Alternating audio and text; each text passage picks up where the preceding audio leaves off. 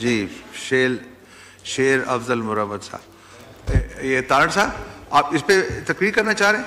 یہ ایک میں پھر آپ کو آخر میں دے دیتے ہیں نا، تو وائنڈ اپ آپ کر لیجئے گا۔ بہت شکریہ جناب اسپیکر۔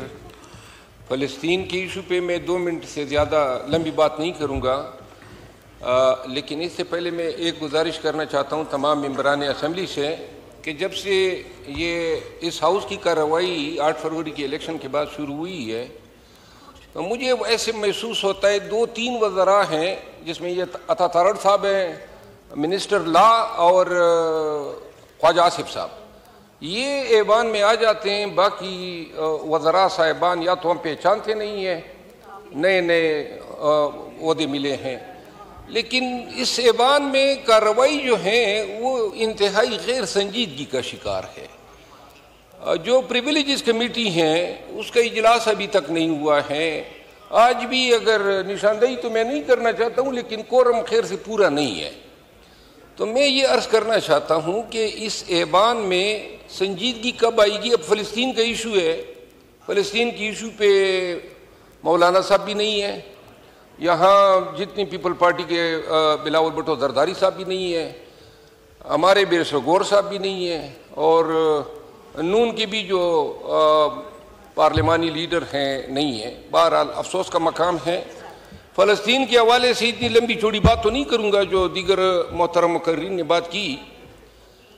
اتنی میں عرض کرنا چاہتا ہوں کہ فلسطین کے حوالے سے پاکستان کی جو پالیسی ہے وہ ان ریئلسٹک رہی ہے، ریٹوریکل رہی ہے، لفاظی پر مبنی رہی ہے، اور غزہ میں فلسطینیوں پہ جو مظالم ڈھائے جا رہے ہیں، اس حوالے سے میں ایک چھوٹی سی مثال دینا چاہتا ہوں۔ فلسطین کی ایک ہیومن رائٹ آرگنائزیشن نے مجھ سے رجوع کیا کہ جو فلسطینی پاکستان میں اور بالخصوص اسلام آباد، پیریفری میں اور پنڈی میں آباد ہیں، ان کی ری ایبلیٹیشن کے لیے ایک NGO جو فلسطینی NGO ہیں وہ یہاں پہ کام کرنا چاہتی ہیں، اور جس کے لیے پاکستان کے کسی بینک میں جو ہے اکاؤنٹ ان کے لیے کھولنا ہے۔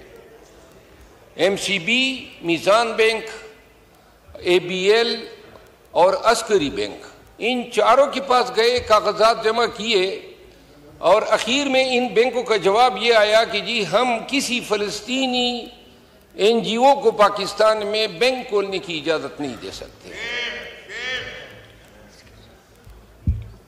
اب یہاں ہم قرارداد تو پاس کر لیں گے، لکھ لیں گے کہ جی اس ایوان نے جو ہے اس پہ انتہائی افسوس کا اظہار کیا۔ ہمیں یہ بھی ادراک ہے نا، وہاں لوگ راتوں کو بھی نہیں سوتے ہیں کیونکہ بموں کی گنگرج ہیں، اسپتال ملیہ میٹ ہیں، سکولز، کالجز، درسگاہیں، وہ وہاں پہ ملبے کا یہ منظر پیش کر رہے ہیں۔ بحیثیت ایک ملک کے ہم کشمیر کو بھی بھولتے جا رہے ہیں، اور یہ بھی لفظی خدمت ہوگی، قرارداد آ گئی اور قرارداد میں ہم نے کنڈیم کیا۔ کیا عملی طور پر اگر ہم فلسطینیوں کے لیے ایک اکاؤنٹ تک نہیں کھول سکتے ہیں؟ ہم نے اقوام متحدہ میں ہمارے مندوب نے 2 دفعہ کشمیر پہ، یہ غزہ پہ جب حملے شروع ہوئے ہیں تو 2 دفعہ بات کی ہے۔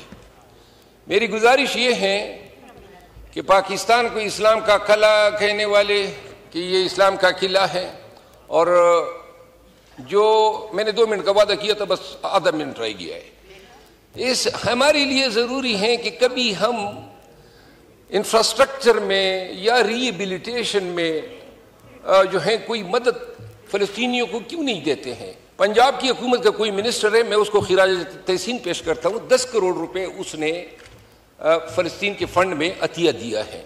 اس ایوان میں بھی بڑے ارب پتی اور کروڑ پتی بیٹھے ہوئے ہیں، مجھے پتہ نہیں ہے کسی نے کاک بھی دیا ہے کہ نہیں دیا ہے، لیکن میرا خیال ہے کہ کسی نے نہیں دیا، اور اگر دیا ہوتا تو علل اعلان کہہ چکا ہوتا۔